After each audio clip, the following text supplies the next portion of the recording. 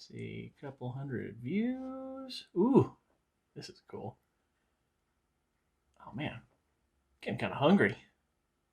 Right, I'm gonna go grab something from the kitchen.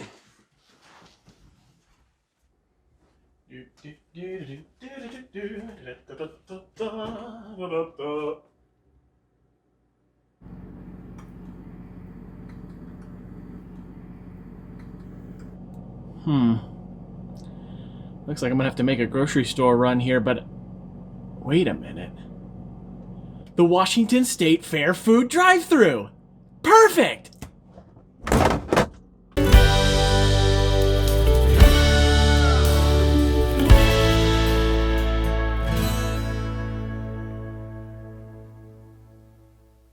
Hey everybody, this is Gary from Coasting with Culture, back at the grounds of the Washington State Fair to check out Fair Food to Go. This is something the Washington State Fair is doing this weekend and the next 2 weekends of July, where you can come into the fairgrounds and drive your car through the fairgrounds to get food from different stands. They're gonna have things like barbecue, burgers, they're gonna have scones, they've got other treats and things like that. It's a pretty good sized line. The guys who are guiding people into different lanes that they're going line by line into the gate, we're saying it's about 30-45 minutes to get into the gate itself, and then the time that it takes to get food varies depending on which stand you go into. Now, my car is currently sitting in one of the later lines as I just got here a few minutes ago, so I got a little bit of time before I'll be moving into the gate, which is going to be perfect because we can head just over that way to get an update on how the WildCat's doing with its rebuild. So let's go ahead and check out that rebuild progress here, and then we'll come back and scope out the fairgrounds and get some food. So down over that way is where they've got the cars all staging to get in for the Fair Food to Go. But as we turn over in this direction, this is where we're gonna see the WildCat. And it is looking gorgeous in the sun today. And it looks like it might be complete. We'll go ahead and get a little closer and scope it out. As we get closer to the WildCat here, we could still see all the pieces that are sitting on the other side of this fence for Rainier Rush. Hasn't gone anywhere yet. It's still sitting here on the grounds of the fair. So as we look over from the pieces of Rainier Rush, we'll get a chance to see this gorgeous blue and green WildCat coaster. And looking at it at first glance, it looks pretty close to being done.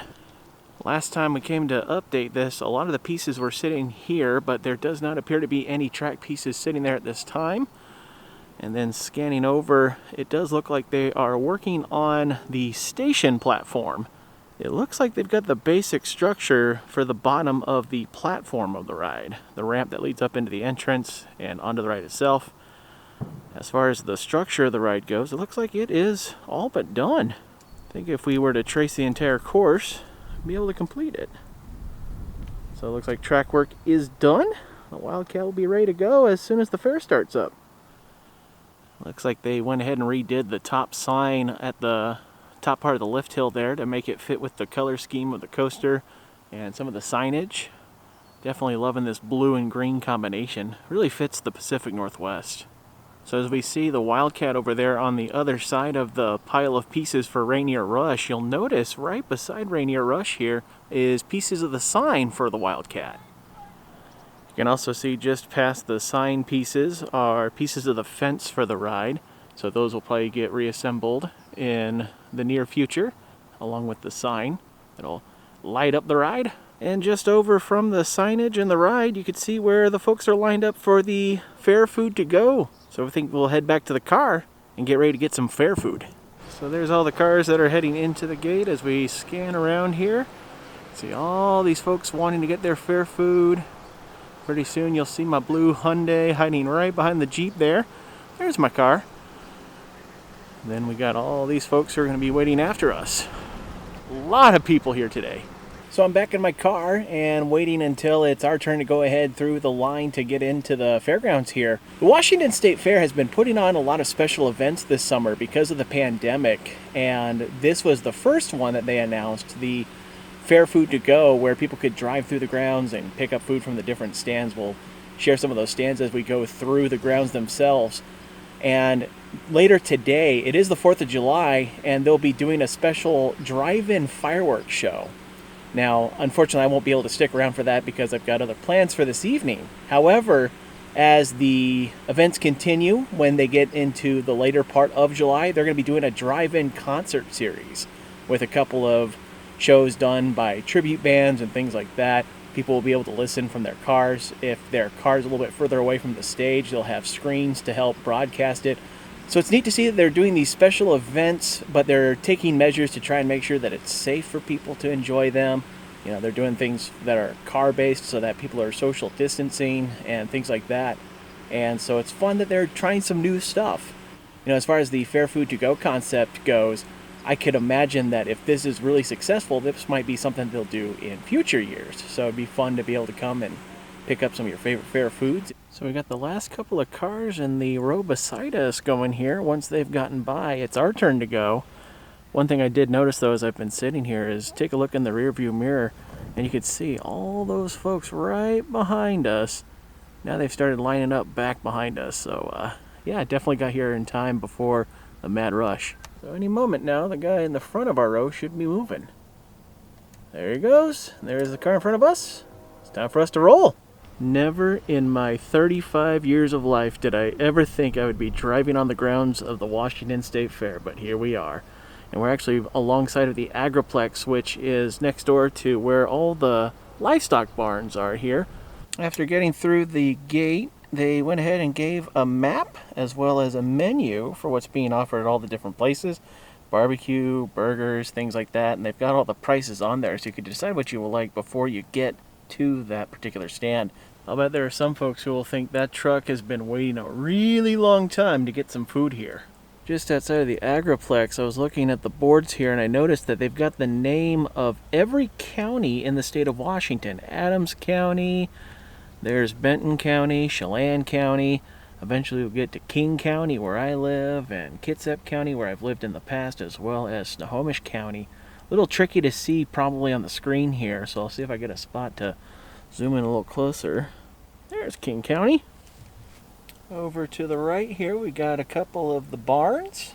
Making a little bit of progress here. We got the kids play area where they get to drive their own little mini tractors, and then right next to that is where they have the baby piggies during the fair each year.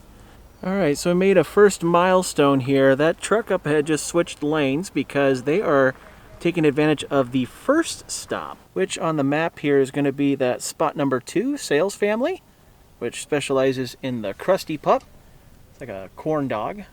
Got that cool old historic photo with the roller coaster on it. So here's where that split off is if you're going to Sales for the Krusty Pup.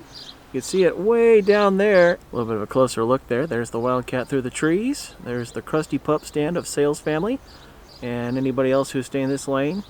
Looks like that's where you go to Murph's Barbecue. We're going to stick with the bypass lane because I think we're going to go for something else. So for these folks who are going to the Sales Family, they order here, pay at the red table, and then at the stand there by the Sillyville sign, that's where they go ahead and pick up their food when it's ready. Got a little bit of a pause here by the Sillyville sign, but just beyond those vehicles you could see the location of WildCat. And then as we scroll over this way, you could see the Extreme Scream up ahead there, the S&S tower ride that they have here.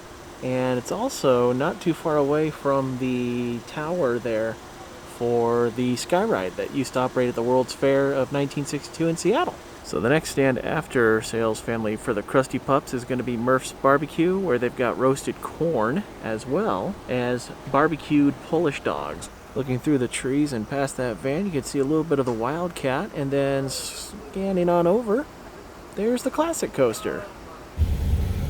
All these folks who are waiting to get the Earthquake Burger. I'm heading to Branks, which is near the end of the line, but man, there's a lot of people who want that giant burger. I will say though, as somebody who's eaten that Earthquake Burger, it's pretty good. You see the Classic Coaster and the grandstands there. So there's Branks, that's what we're heading for. There's Drewis elephant ears, so if you want to get yourself a nice, sticky, delicious elephant ear, they've also got Dole Whip there. Coming around the fountain here, we've got Big Washington. Hey, Big Washington, how you doing? So there's Drewis elephant ears in the fountain and Big Washington in front of it, but looking over to this side, you'll see the sculpture that was created by George Tsutakawa, which was a tribute to those who had been interred here during the Second World War. The Japanese Americans when they were gathered here from parts of Washington and parts of Alaska before being moved on to another location. And so they've got this sculpture here to pay tribute to them. Made it to Brink's Barbecue, just awaiting my turn to order some food. I think I'm going to do a pulled pork sandwich and some mac and cheese. That sounds great. Before getting to the Brink's line here, for a while I thought this was going to take a long time because I really wasn't making a whole lot of progress when lined up in the main drag there, but then all of a sudden they split us off because you had the folks that were looking to go to the Earthquake Burger, which is one of the more popular stands here, and so managed to make up a lot of that distance around the route. Now I'm about second in line, it looks like, to get some barbecue. So the barbecue line was not very long. I've got my pulled pork sandwich and some mac and cheese in here. I'm going to head up to the next stand, though, because the next one, it's one of those things when you come into the Washington State Fairgrounds, you can't not get one. And if you've been watching, I think you know what I'm talking about. Let's go get one. Got all these folks waiting to get an Earthquake Burger. I mean, they're great, but man, that's a long line. All right, if you guessed I was going for a scone, you guessed correctly. We are going to go right up there and get a scone. So got myself the scone and taking a look out the window. Hey, it's an SNS launch tower. Coming from the last drag, you can look over this way. And there's the WildCat in the distance. We'll get a little closer to it. I don't know if we're going to get right up to it, but also looking over this way, there's that beautiful, beautiful classic coaster. Oh, I can't wait to ride it again. So we are getting closer to the WildCat. It's right outside there. But I noticed on the way out, over by where the game stands are, there's what appears to be the photo booth, or some kind of a booth from WildCat. So eventually they'll probably go ahead and bring it on over and attach it to the ride. Get one more look at that beautiful Schwarzkopf just waiting to be ridden. Man, I'm telling you what, I'm really hoping the state fair happens so that I could come back and ride this thing. It would be great. Coming just back out on the outside, there's the classic coaster. So I'm now off of the fairgrounds, and they have an area set up in the green lot here where you can go ahead and park your car if you want to enjoy your food. So I think I am going to go ahead and do just that. So now they've gone ahead and completed the loop, and go ahead and take this thing off.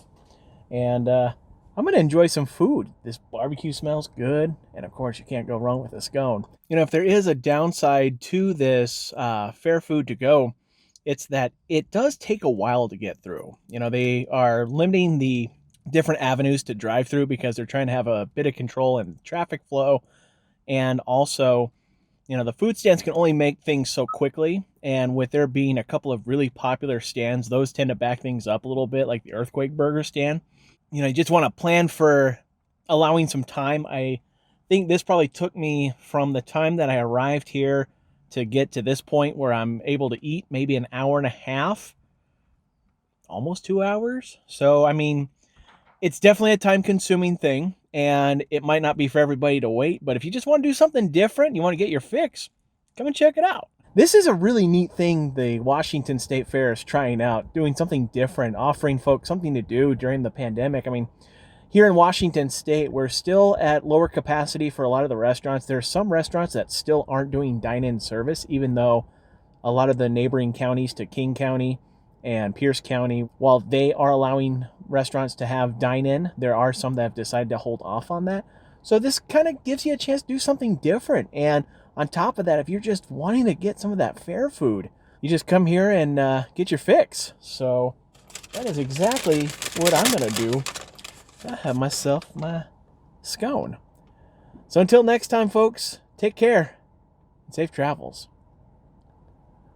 Thank you for watching this Coastin' with Culture video. If you'd like to see future videos about combining theme park visits and cultural experiences, please consider clicking that subscribe button down below.